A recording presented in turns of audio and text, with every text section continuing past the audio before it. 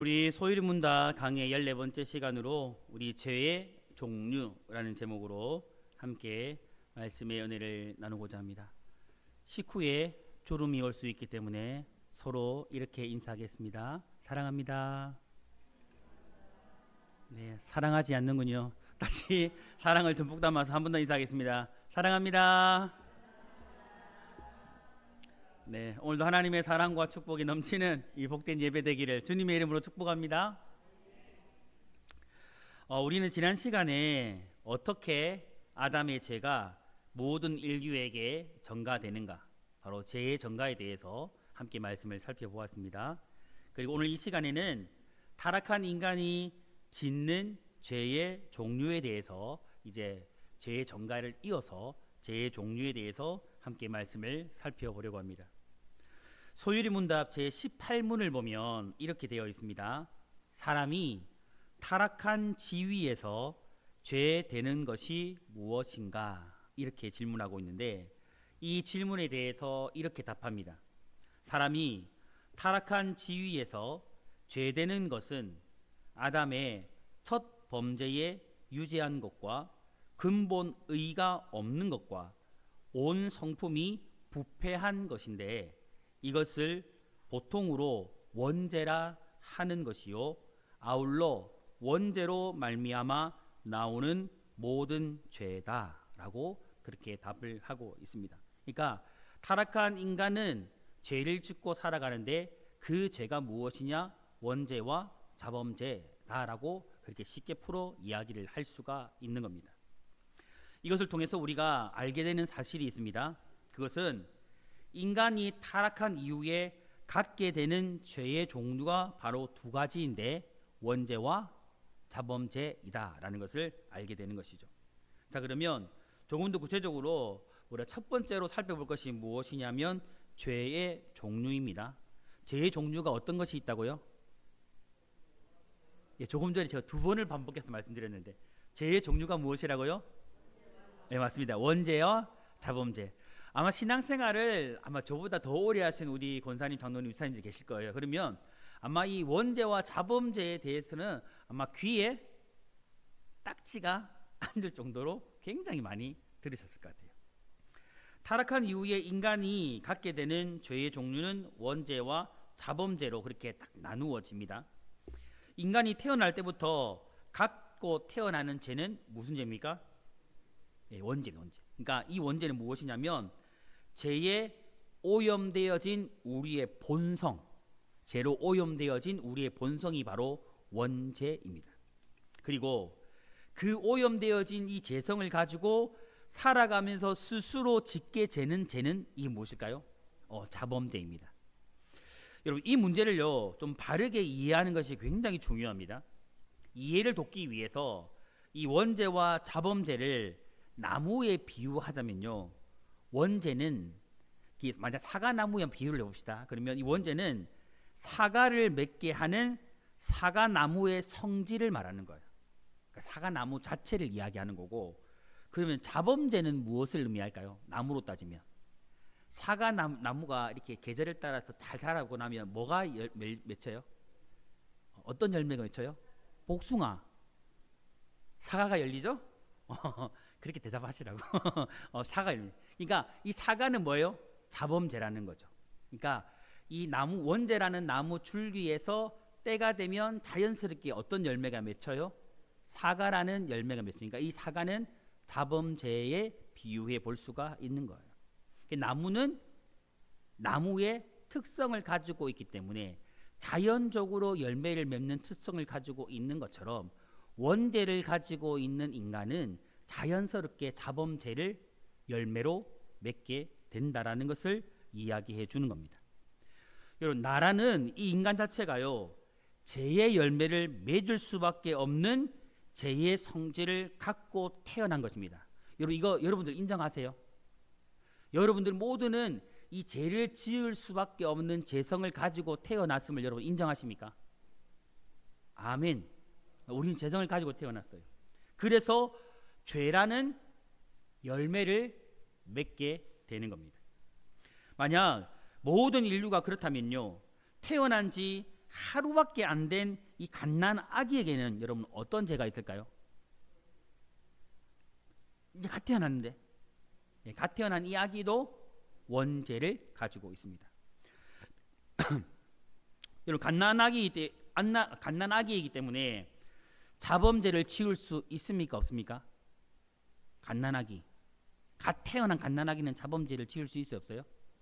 일단 우리 상식적으로는 지을 수 없습니다. 하지만 성경에 의하면 태어나는 순간에 이 아이도 이미 원죄는 가지고 있기 때문에 죄인이다, 의인이다?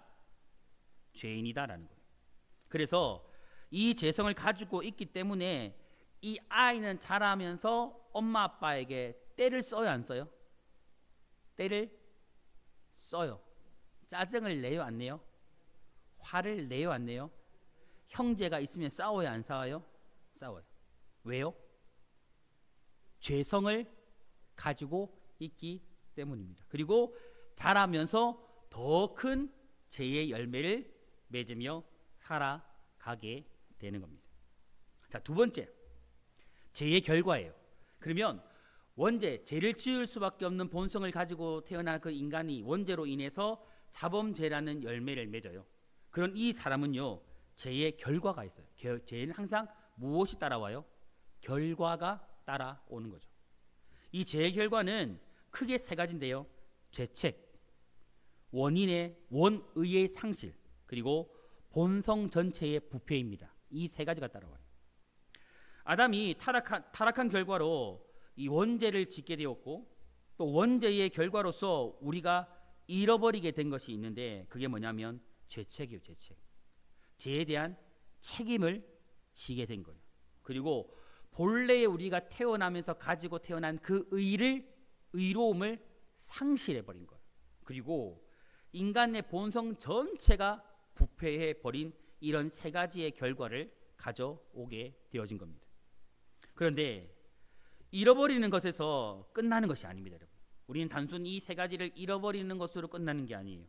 이 죄에 대한 형벌이 따라오게 되었다라는 겁니다. 여러분, 죄에 대한 책임을 지고 죄값을 치르는 것, 그게 무엇이냐면 죄책이에요. 죄책. 이 죄책을 우리 생각하면 어떤 죄책감 이런 말이라고 생각할 수 있는데, 죄책은 그런 어떤 죄에 대해서 느끼는 감정을 말하는 게 아니고 죄를 지은 것에 대한 책임이에요. 대가를 지불해야 되는 것을 이야기하는 겁니다. 여러분, 우리가 죄를 지은 그 결과가 무엇일까요? 영원한 죽음입니다. 여러분, 아담과 하와는요, 타락한 결과로 영원한 죽음의 형벌뿐만 아니라 범죄한 순간 그들의 인격도 완전히 오염되었어요. 이 안에 무엇이 포함되어 있냐면 지성, 정의, 의지, 양심, 이런 모든 것들이 다 오염되어진 겁니다. 그러니까 한마디로 우리가 예수 그리스도를 만나서 구원받아 의로운 사람이 되기 전까지 그 본래의 죄 있는 상태에 있는 모든 사람들은요, 지성과 정서와 의지와 양심 자체가 오염된 상태로 계속 유지되고 있는 거예요.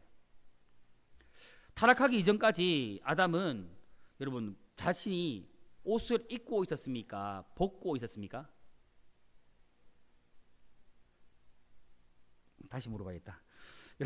아담과 하와가 타락하기 전까지 옷을 입고 있었습니까? 아니면 벗고 있었습니까? 벗고 있었는데 그들은 부끄러워했잖아요, 그렇죠? 예, 이 벗고 있었던 아담과 하와가 부끄러워했죠. 부끄러워하지 않았습니다. 그들은 부끄러움을 몰랐어요. 근데 언제부터 부끄러움을 알았습니까? 죄를 지은 이후, 범죄한 이후부터 그들은 부끄러움을 느끼기 시작했습니다. 죄책을 느끼는 거죠. 양심의 찔림을 느끼는 거죠. 하나님과의 화목했던 관계가 그들의 죄책감으로 죄에 대한 책임을 느끼는 감정으로 인해서 하나님을 피하는 감정적인 반응도 생기게 되었습니다. 타락하기 이전에 사람은 하나님을 피하려고 하지 않았습니다. 그런데 죄를 지은 이후에 아담과 하와는 하나님을 피했습니다. 낯을 피합니다. 이 죄인의 특징이에요. 죄인들은 하나님을 계속 피해서 뭐예요? 도망 다닙니다. 만약에 혹 우리 중에 자꾸 이렇게 하나님을 피하려고 하잖아요. 그런 사람이 있다면 그 이유가 뭘까요? 뭐가 많은 찔림이 있는 거예요. 죄에 대한 찔림이 있어서 자꾸 도망다니는 거예요. 근데 중요한 건 뭐예요? 도망다녀도 하나님의 낯은 피할 수 있다? 피할 수 없어요. 절대 못 도망가요. 그리고 전에는 한 몸이라고 노래했던 하와를 향해서 자신의 죄에 대한 책임을 전가시킵니다. 그래버려요. 아담의 전 인격과 양심이 원래는 창조했던 그 상태에서 타락해서 완전히 죄로 오염되어져 버렸기 때문에 이러한 일들이 일어나게 된 거예요. 그래서요, 우리 인류도 태어날 때부터 이 세 가지를 물려받게 되었던 겁니다. 죄책을 물려받고 본래의 의리를 상실해버리고 또한 모든 우리 본성이 타락해버린 이 세 가지를 우리는 물려받아 태어나게 되어진 겁니다. 예수님을 믿지 않는 사람들에게는요, 이 세 가지 타락한 결과가 나타납니다. 그들은요, 죄책으로 말미암아서 하나님의 진노와 저주를 받아 영적으로 죽어 있습니다. 인간 본성 전체가 부패했다라는 이 얘기는요, 영혼의 일부가 아니고 영혼 전부가 다 썩어 부패하고 오염되었다라는 겁니다. 근데 여러분, 우리가 이것을 인정하는 게 굉장히 중요해요. 근데 제가 방금 읽어드렸던 말씀드렸던 이게요, 우리의 영혼 전체가 다 썩고 부패하고 오염되었다. 쉽게 말해서 여러분은 다 썩어 부패하고 오염되었다. 누군가가 여러분에게 이렇게 이야기하면 우리의 마음이 어때요? 맞아요, 이렇게 이야기할 거예요. 맞아요. 기분 나쁜 게 정상이에요. 근데 여러분, 우리가 이런 이야기를 들을 때에 세상 사람들이 느끼는 것처럼 우리가 전도할 때 예를 들어서 당신은 죄인입니다, 이렇게 말해버리면 그들의 반응이 어때요? 내가 왜 죄인이에요? 이렇게 말하죠. 내가 살인을 했어요, 도둑질을 했어요, 나쁜 짓을 했어요, 이렇게 이야기하죠. 근데 사실 성경은 뭐래요? 우리는 이미 썩어 부패하고 오염되었다라고 말하죠. 근데 누군가가 이것을 인정하지 않을 수 있는데 우리는 이걸 인정할 수 있어야 돼요. 이 이야기가 굉장히 강한 멘트인데 성경은 이렇게 정의하고 있거든요. 예수 그리스도를 알기 전에 모든 인간은 썩어 부패하고 오염되었다라고 말하거든요. 근데 우리는 이것을 인정할 수 있어야 돼요. 왜냐하면 이것을 받아들일 수 있어야 돼요. 왜냐하면 이것을 인정하고 받아들이는 자만이 구원의 은혜를 필요로 하거든요. 그 구원의 은혜를 절실히 필요로 하거든요. 그리해서 그 예수 그리스도를 나의 구원주로 받아들일 수 있는 거예요. 제사함의 은혜를 누릴 수 있는 거예요. 그래서 이런 첫 번째로 우리는요, 이 부패하고 정말 썩어 오염되어진 우리의 양심 전 인격의 본체를요, 우리가 그런 존재라는 것을 인정할 수 있어야 돼요. 시인할 수 있어야 돼요. 이게 기분 나쁜 이야기가 아니라 그렇습니다, 하나님, 나는 썩었습니다, 나는 부패하였습니다, 나의 양심은 오염되었습니다라고 인정할 수 있는 것이 오늘 우리가 되어야 한다는 거죠. 여러분, 죄의 결과에 대해서, 이런 결과에 대해서 성경은 이렇게 말하는데 다른 생각, 다른 견해를 가지고 있는 사람들이 있을까요? 없을까요? 있습니다, 여러분. 있습니다. 그게 누구냐면 우리가 흔히 우리가 가지고 있는 이 칼빈주의, 개혁주의 신앙과 다르게 알미니안 그리고 펠라기우스주의라는 그런 신앙 사상을 가지고 있는 사람들이 그 부류입니다. 우리 쉽게 말하면 우리는 어떤 보수 신앙을 가지고 있는데 좀 자유로운 신앙을 가지고 있는 자유주의 신학자들이 그렇습니다. 그런 신앙을 따르는 사람들이 그렇습니다. 그런데 여러분, 이런 사람들은요, 오늘 우리가 가지고 있는 성경이 말하고 있는 것과 다르게 이야기합니다. 어떻게 말하냐면 이들은 죄책도 본래의 의의 상실도 인간 본성의 부패도 모두를 받아들이지 않습니다. 인정하지 않습니다. 그러므로 아담의 죄가 결코 그의 후손들에게 영향을 미치지 않는다, 그에게서 끝난다라고 주장을 해요. 그러니까 아담의 죄는 그냥 아담으로부터 끝났다, 후대에게 원죄 물려주지 않는다라고 이야기를 하는 거예요. 이런 논리로 그들은요, 아담의 후손들은 아담이 범죄하기 이전 상태와 같이 완전히 의로운 상태로 태어난다라고 이야기를 해요. 이 이야기가 맞을까요, 아닐까요? 이 이야기가 맞다면 그들은 부끄러움을 느껴야 합니까? 느끼지 말아야 합니까? 느끼지 말아야 되죠. 근데 사람들은 부끄러움을 느낍니까? 우리 사람들은 부끄러움 느껴요, 안 느껴요? 느끼잖아요, 여러분. 그럼 이 이야기가 맞아요, 틀려요? 틀리다라는 거예요. 우리는 죄에 대해서 양심의 가책을 느껴요, 느끼지 않아요? 느껴요. 이 이야기 틀리다라는 거예요. 여러분, 우리가 죄를 지었을 때 하나님의 낯을 피하려고 해요, 안 해요? 피하려고 하죠. 죄를 지으면 피하려고 하죠. 도망가려고 하죠. 이게 왜요? 이 말을 증명해 주는 거예요. 근데 이 사람들은 그게 아니라고 말하는 거예요. 그렇기 때문에 사람의 구원 여부는요, 또 이들은 어떻게 말하냐면 사람의 구원의 여부도 자신의 선택에 달려 있다라고 말해요. 여러분, 분명히 기억하십시오. 우리의 구원은 우리가 선택할 수 있는 게 아니에요. 혹시 이렇게 알고 계신 분 계십니까? 잘못 알고 있는 거예요, 여러분. 우리가 구원받은 것은 하나님이 저와 여러분을 선택해 주셨기 때문입니다. 아멘. 우리가 하나님을 선택한 게 아니에요. 하나님, 나 구원받고 싶어요, 구원해 주세요, 내가 구원받았어요, 이게 아니에요, 여러분. 우리는 하나님께서 선택해 주심으로 말미암아 우리가 그 구원을 받아들여 은혜의 선물인 그 구원의 선물을 받아 구원받은 것이지 우리가 구원을 선택하여 구원받은 것이 아니에요. 그러니까 이 사람들은 오늘 우리가 가지고 있는 성경이 말하고 있는 것을 전혀 반대로 이야기하고 있는 겁니다. 이것을 처음 주장한 사람이 누구냐면 펠라기우스라는 사람이에요. 그리고 이 펠라기우스, 그의 사상을 펠라기우스주의라고 말해요. 근데 이게 신학적인 이야기니까 그냥 그렇구나라고 그냥 생각하시면 됩니다. 또한 여기 한 부류가 제가 좀 전에 이야기했던 알미니안이라는 사람이 있어요. 이 사람도 이런 주장을 하고, 이 알미니안 이 사람이 펼친 사상이 알미니안주의예요. 이것은 우리가 가지고 있는 신앙과 배치가 될까요, 안 될까요? 배치가 되는 겁니다. 그런데 또요, 어떤 이들은 죄책은 물려받지 않고 오염된 상태만 물려받는다라고 이야기하는 사람도 있으니까 반은 물려받지 않고 반은 물려받는다, 이렇게 주장하는 사람도 있어요. 그래서 이런 사람들은요, 펠라기우스 사상의 반반을 따라간다고 해서 반펠라기우스주의라고 이야기합니다. 가지각색이죠. 이런 생각 안 드세요? 가지각색이에요. 그러니까 성경을 어떻게 읽고 어떻게 해석하고 어떻게 받아들이냐에 따라서 각자 나름대로 다 주장을 펼치는 거예요. 하지만 중요한 것은 여러분, 우리는 성경이 어떻게 말하고 있느냐입니다. 펠라기우스와 같은 시대에 살았던 이 어거스틴은요, 그런데 정확히 이야기해줘요. 오늘 어거스틴은 이들에 맞서서 우리는 원죄를 상실했고 원의를, 본래의 의를 상실했고 죄책과 아담의 부패한 본성까지 다 물려받는다라고 정확히 이야기했습니다. 성경이 말하고 있는 대로, 로마서가 말하고 있는 대로 그대로 이야기했어요. 이렇게 성경을 해석하는 입장을 어거스틴 혹은 아우구스티누스주의라고 이야기하기도 하고, 우리는 쉽게 그냥 칼빈주의라고 이야기를 하는 겁니다.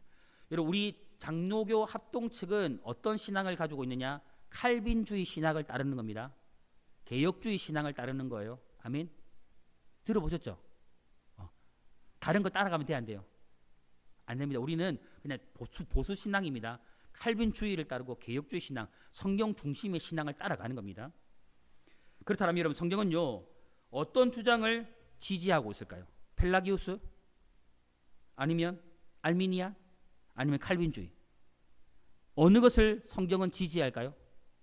칼빈주의를 지지하고 있습니다.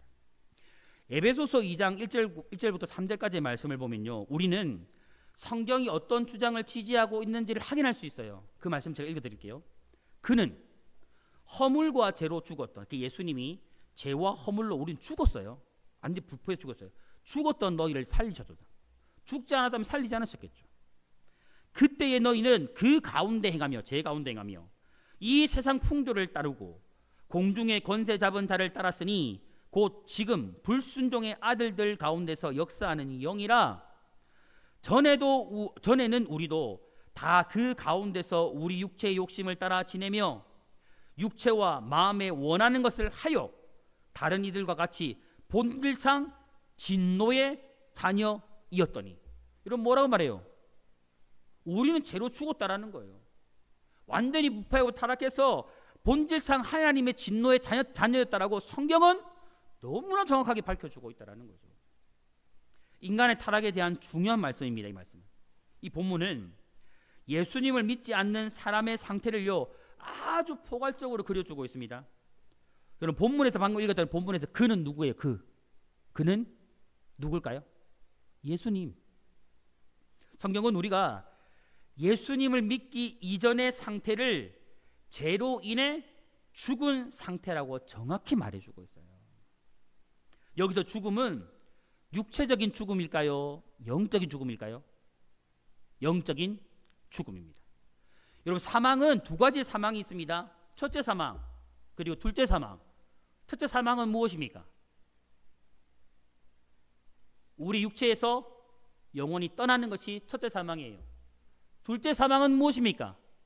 영원한 지옥 형벌에 들어가는 게 둘째 사망이에요. 여러분 기억하십시오. 우리 인간은요 누구나 다 첫째 사망을 경험할 거예요. 그런데 둘째 사망은 경험해도 된다 안 된다? 경험하지 말아야 돼요. 예수 믿는 사람은 동일하게 세상 사람들과 첫째 사망은 경험할지라도 예수 믿는 사람에게 둘째 사망은 존재하지 않는 거예요. 왜요? 영원한 생명이기 때문에. 천국에서 영생목락을 주님과 함께 영원히 누릴 것이기 때문에 우리에게 둘째 사망은 존재하지 않는 거예요. 여러분 우리는 죄로 죽었던 사람들입니다. 분명 믿으시기 바랍니다. 여러분 2절 우리 아까 읽었던 이 에베소서 2장 2절 말씀을 보면요. 그런 영혼의 상태를 우리가 지금 제가 방금 말씀드렸던 이 영혼의 상태를 잘 묘사해줘요. 영혼이 죽은 상태에 놓인 인간은 세상의 유행과 그리고 풍조와 사고방식을 따라 지내는 삶을 살아간다라고 말합니다. 그런데 여기서 우리가 좀 주목할 것이 있어요. 분명히 예수님을 알지 못하는 죄인이 세상의 유행과 풍조와 사고방식을 따라 살아간다라고 말했어요. 그런데 여러분 예수를 믿는 이후에 똑같이 세상의 유행을 따라간다거나 세상의 풍조를 따라간다거나 세상의 사고방식을 따라 지내는 삶을 살아가는 사람이 있어요 없어요? 여러분 있습니까 없습니까? 솔직하게 말씀해 주시기를 축복합니다. 이런 어때요? 있어요 없어요? 우리 주변에 보니까 이런 사람 있어요 없어요? 여러분 그러면 이런 사람들은 예수 그리스도로 말미암아 구원받은 자입니까? 거듭난 자입니까? 우리가 뭐라 이렇게 솔직하게 말하기는 어렵지만 아닐 가능성이 높을 것 같아요. 여러분 기억하십시오. 거듭난 사람은요 본질상 세상의 유행을 따라가기 힘들어요. 세상의 풍조를 따라가기 힘들어요. 세상의 사고방식을 따라가기 힘들어요. 왠지 아십니까? 우리 안에 거룩한 영이신 성령과 그것이 배치되기 때문이에요. 부딪히기 때문이에요. 맞지 않기 때문에 그렇게 살 수가 없는 거예요. 여러분 이것이요 바로 죄로 죽었다라는 뜻이에요. 만약에 유혹을 따라가고 있다면 풍조를 따라가고 있다면 여전히 사고방식을 따라가고 있다면 아직도 우리는 죽었다라는 거예요. 여러분 이어서 뭐라고 말합니까? 이 사람들은요 사단의 종이 되었다라고 말하는 거예요. 그래서 육체의 욕심을 따라서 사람의 전 인격이 죄악을 범하며 산다라고 말하는 겁니다. 이것이 바로 죽어있는 인간의 상태에 대한 결과입니다. 죄로 인하여 죽어있는 인간은 본질상 하나님 앞에 진노를 받을 수밖에 없는 운명에 처해져 있습니다. 성경의 수많은 구절들이요 이런 인간의 절망적인 상태를 증거하고 있을까요? 증거하지 않을까요? 증거하고 있습니다. 에베소서 4장 17절부터 19절의 말씀을 보면 이렇게 말합니다. 그러므로 내가 이것을 말하며 주 안에서 증언하노니 이제부터 너희는 이방인이 그 마음에 허망한 것으로 행한같이 행하지 말라. 그들의 총명이 어두워지고 그들 가운데 있는 무지함과 그들의 마음이 굳어짐으로 말미암아 하나님의 생명에서 떠나 있도다. 그들이 감각 없는 자가 되어 자신을 방탕에 방임하여 모든 더러운 것을 욕심으로 행하되. 절망적인 상태를 보여주는 거죠. 죄인의 절망적인 상태. 여러분 영혼이 죽어 있는 자들은 하나님과의 관계에서 무지하게 됩니다. 영혼이 죽어 있는 사람은 하나님을 느끼지 못해요. 하나님을 경험하지 못해요, 여러분. 아무리 말씀을 들어도 깨닫지 못합니다.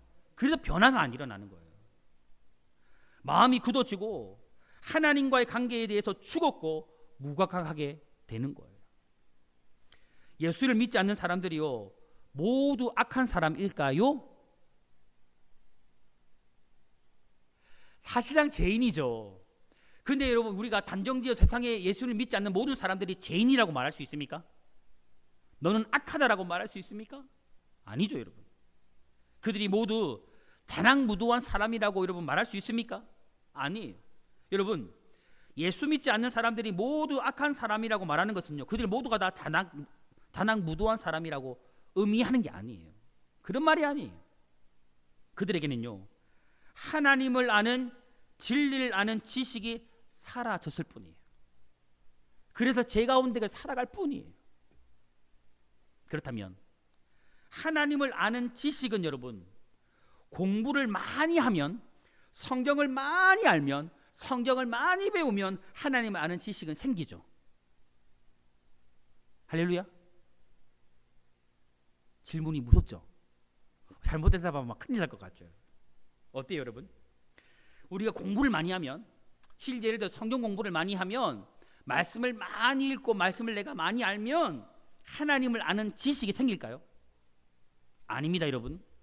세상의 지식은요, 공부하면 늘어요. 세상의 지식은 공부하면 할수록 내 머리에 채워져요.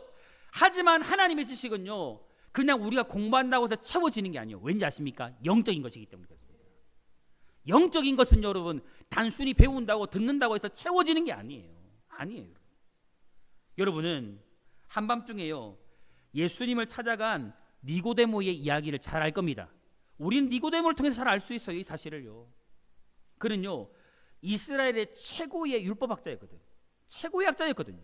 성경 잘 알았습니다. 율법 잘 알았습니다.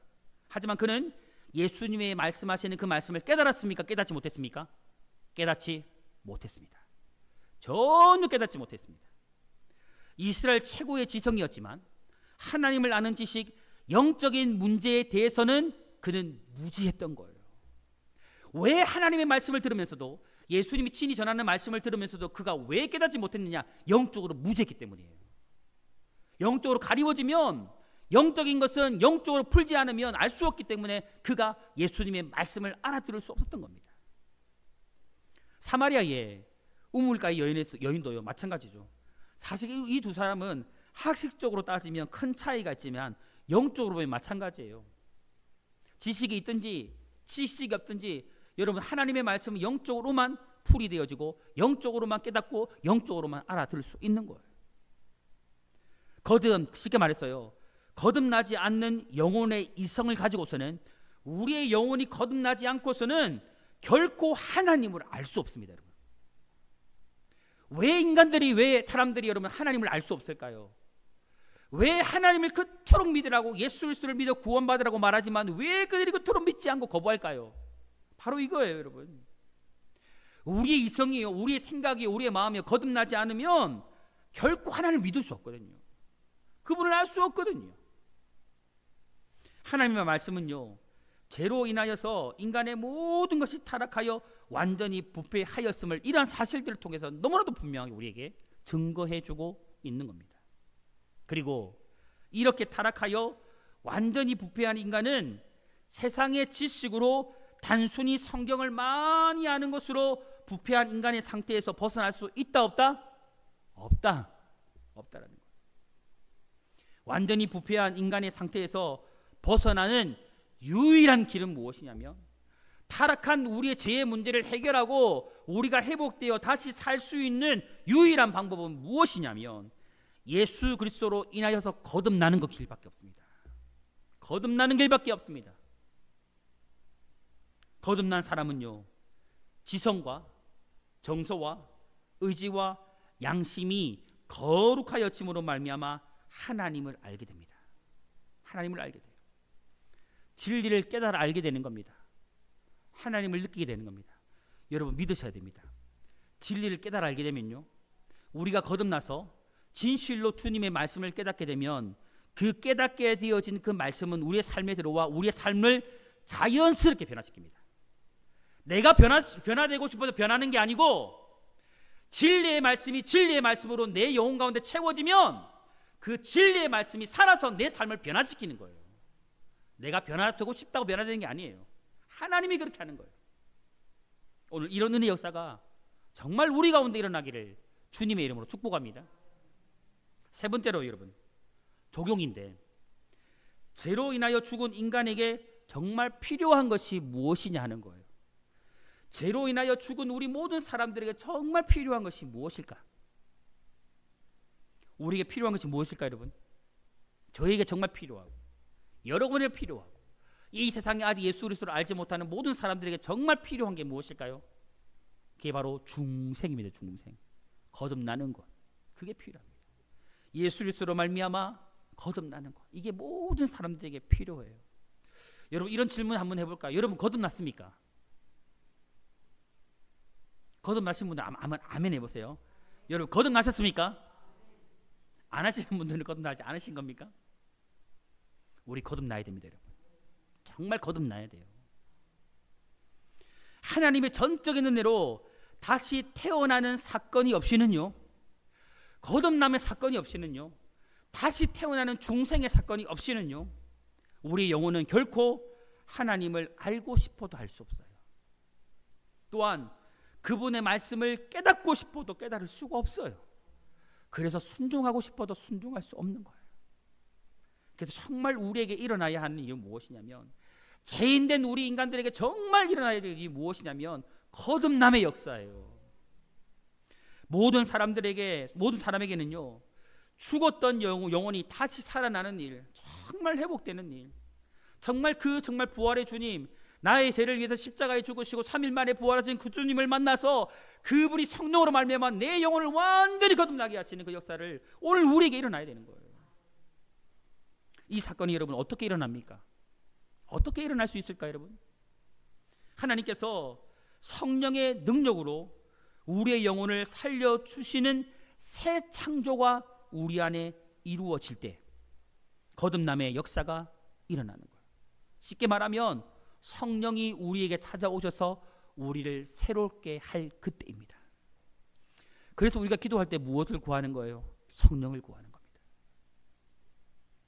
우리는요, 먼저 우리가 구원받기 이전에 어떤 상태에 있었는가를 깊이 인식해야 됩니다. 아까 제가 말했죠. 우리의 죄인된 상태, 완전히 부패하고 썩어 타락해버린 우리의 존재 자체를 완전히 인식해야 돼요. 먼저 우리가 그걸 인식해야 됩니다. 아버지께서 이끌어 주시지 아니하시면 아무도 나에게 올 수 없다는 예수님의 이 말씀을 기억하면서 오직 하나님의 전적인 은혜로 구원받았음을 감사하면서 날마다 그분께 찬양과 영광을 돌려드리는 삶을 우리는 살아갈 수 있어야 합니다. 또한 여러분, 아직도 성경 말씀이 여러분 제대로 이해되지도 느껴지지도 않는 분들이 있다면 여러분 하나님께 매달리셔야 돼요. 여러분 주일날이나 예배 시간 나왔는데 그냥 이 한 시간 그냥 기도하고 그냥 찬양하고 이 강단에서 목사가 설교하니 이 말씀 듣고 그냥 돌아가는 것만큼 여러분 무미건조한 일이 없어요. 그것만큼 허무한 일이 없어요. 영양가 없거든요. 그렇게 되면 우리는 여러분 이 자리에 왔다면 하나님의 말씀을 들었다면 여러분 깨달아야 돼요. 우리의 심령으로 영적으로 이 하나님의 말씀을 느껴야 돼요. 아버지가 지금 나에게 말씀하시면 이 말씀을 느껴야 돼요. 여러분 그것이 없다면 여러분 우리는 매달려야 됩니다.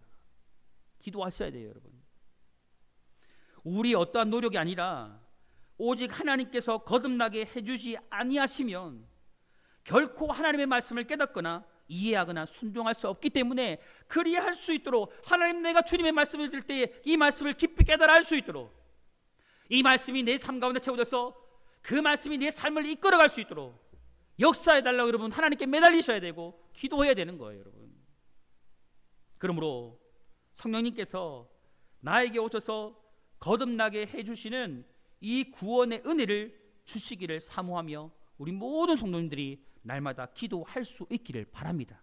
그리 기도하실 수 있기를 바랍니다. 우리가 이렇게 기도할 때에 하나님께서는 이런 은혜를 우리 가운데 베풀어 주실 것입니다. 성도 여러분, 오늘 여러분 안에, 정말 우리 성도님들 안에 예수 그리스도로 인한 새 창조의 역사, 거듭남의 역사가 진정 일어나기를 원합니다. 저는 정말 원합니다.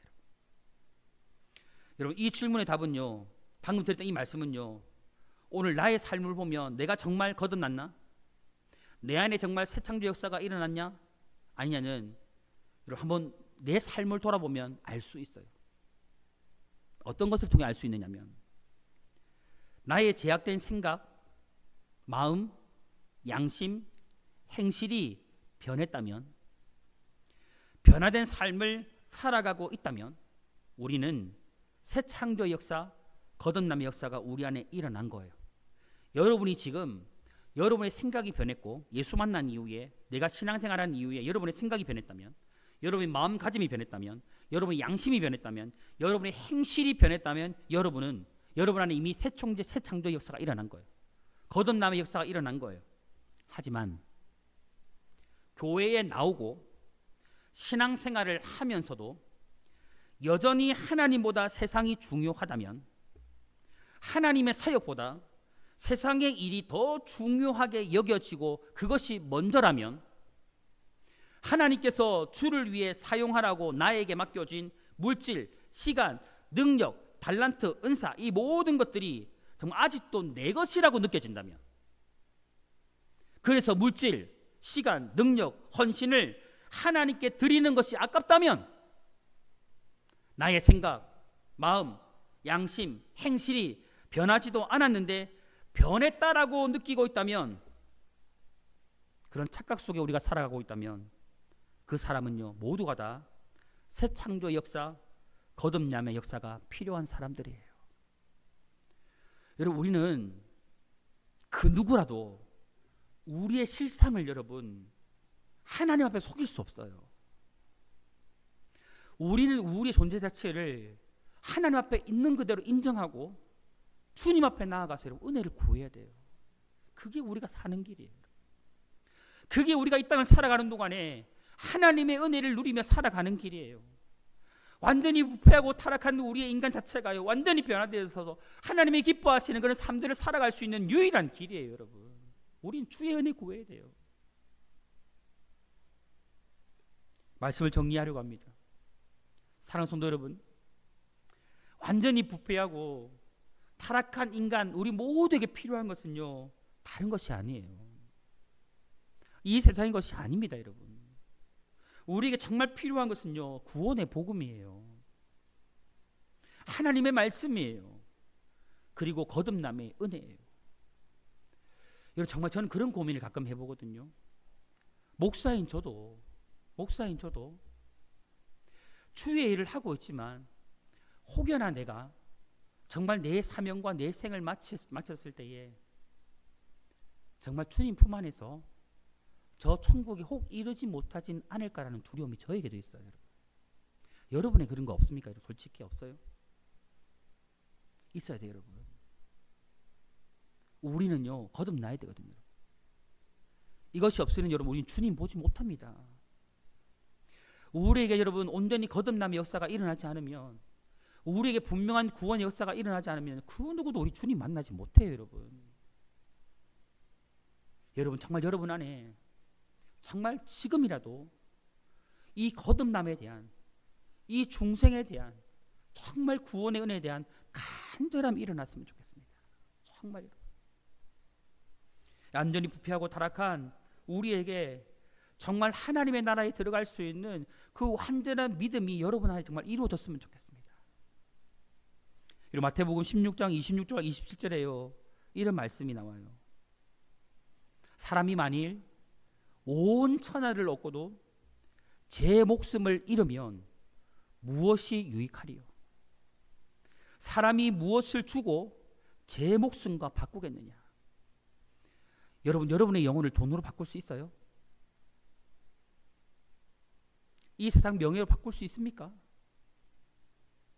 없다는 거죠. 인자가 아버지의 영광으로 그 천사들과 오리니 그때에 각 사람이 행한 대로 갚으리라.